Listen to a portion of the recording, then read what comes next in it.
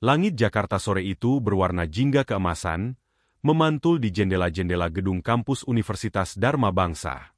Di salah satu ruang kelas, Nadia tampak sibuk mencatat materi kuliah terakhir hari itu. Rambut hitamnya dikuncir rapi, dan matanya menyiratkan semangat khas seorang mahasiswa tingkat akhir yang tengah mengejar mimpi besar. Ia sudah merancang masa depannya dengan teliti, magang di sebuah lembaga psikologi anak, kemudian melanjutkan S2 di luar negeri dengan beasiswa penuh. Hidupnya seperti sebuah jadwal yang tak boleh meleset. Semua tersusun rapi. Tapi hidup, seperti biasa, tak pernah benar-benar tunduk pada rencana manusia. Suatu hari, dosennya mengajak Nadia bergabung dalam program Sukarlawan, Pulih Bersama, sebuah komunitas yang memberi pendampingan psikologis kepada korban kecelakaan kerja. Awalnya Nadia sempat ragu, sebab jadwalnya sudah penuh dengan tugas akhir dan bimbingan skripsi. Tapi ia akhirnya menerima, karena program itu bisa memberi nilai tambah dalam CV-nya.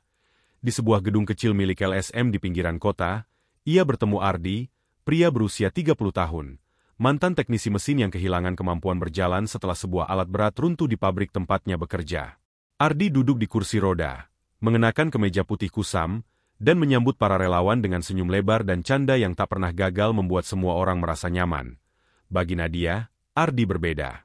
Ia tidak menampakkan kesedihan atau kemarahan seperti kebanyakan klien yang ia dampingi. Ia banyak bercanda, bicara soal musik, buku, dan sesekali menyentil topik sosial dengan pemikiran yang tajam. Ia tidak ingin dikasihani, ia ingin didengar, dianggap setara. Pertemuan pertama itu seperti gerimis yang datang tanpa aba-aba.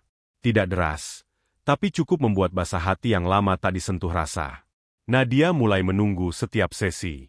Percakapannya dengan Ardi tak hanya mengisi buku catatan terapi, tapi juga membuka ruang baru dalam pikirannya, bahwa makna hidup bukan hanya tentang gelar dan pencapaian. Suatu sore, ketika para relawan lain sudah pulang, Ardi berkata pelan, "Tahu nggak, Nat, kalau aku bisa berdiri lagi, mungkin aku akan lari ke tempat yang jauh. Tapi karena sekarang aku cuma bisa duduk, aku lebih banyak diam, dan itu malah bikin aku lebih sering melihat ke dalam." Kata-kata itu menghantam Nadia lebih kuat dari apapun yang ia baca di buku psikologi. Dan sejak saat itu, rencananya mulai goyah, bukan karena lemah, tapi karena hatinya mulai bicara. Seiring berjalannya waktu, hubungan antara Nadia dan Ardi semakin dekat. Mereka tidak hanya bertemu dalam sesi relawan, tapi juga di luar itu, minum kopi di warung kecil dekat taman, menonton film dokumenter bareng di rumah Ardi, atau sekadar bertukar pesan larut malam tentang hal-hal kecil yang membuat hari-hari mereka terasa berarti. Namun, cinta yang tumbuh diam-diam itu mulai menarik perhatian orang-orang di sekitar mereka. Teman-teman kampus Nadia mulai bertanya-tanya kenapa ia sering absen di pertemuan kelompok, dan kenapa ia terlihat berbeda, lebih pendiam, tapi sering senyum sendiri.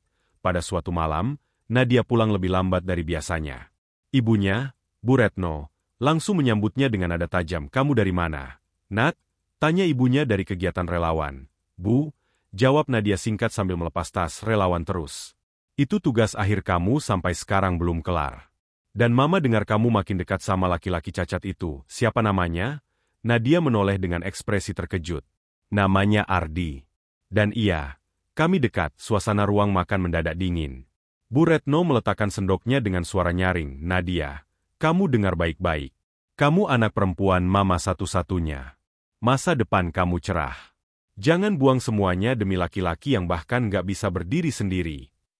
Dia bisa berdiri, Bu. Di dalam pikirannya.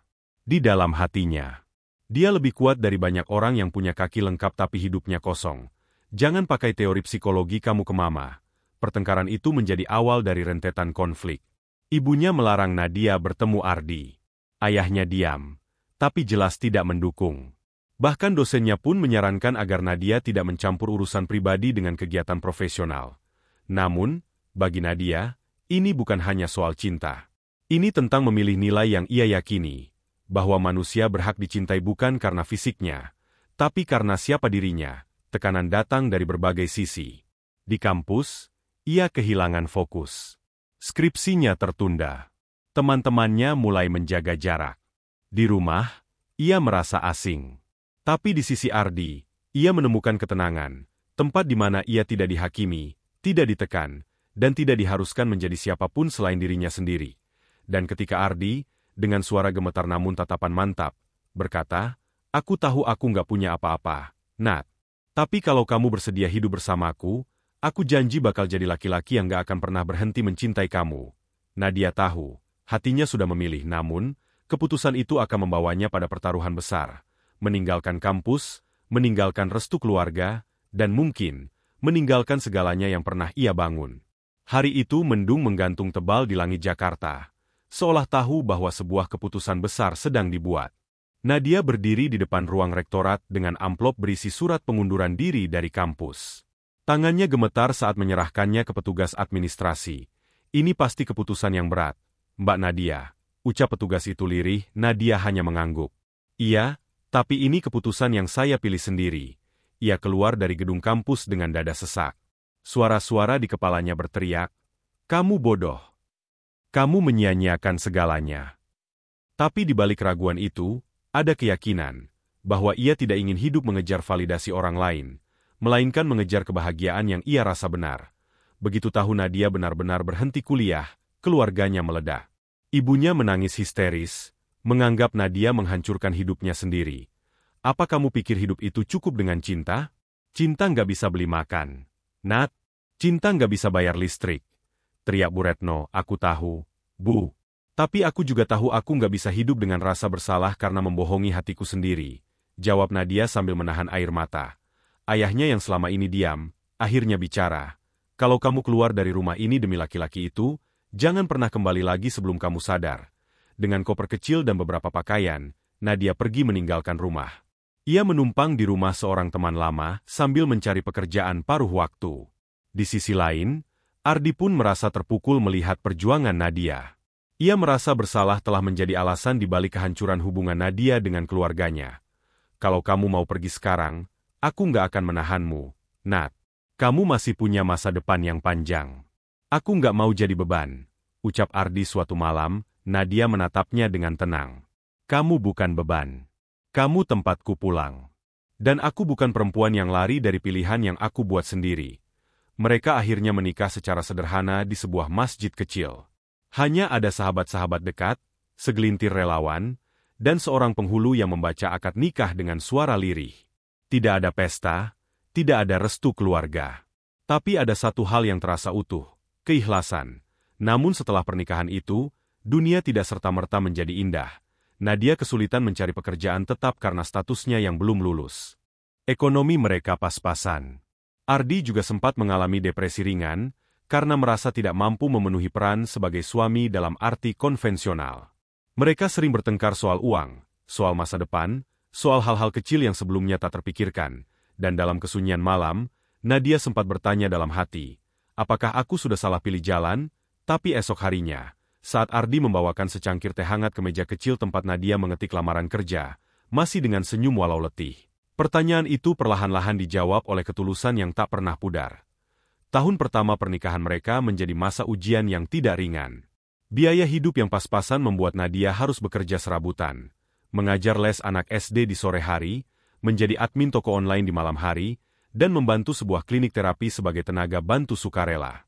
Sementara itu, Ardi mulai menulis di blog tentang pengalamannya hidup dengan disabilitas, berharap bisa menginspirasi orang lain dan menyalurkan rasa frustasinya yang kadang datang diam-diam. Satu malam, ketika listrik mati karena tagihan yang belum terbayar, Nadia duduk di lantai ruang tengah bersama Ardi dalam gelap. Mereka hanya ditemani lilin kecil di meja makan.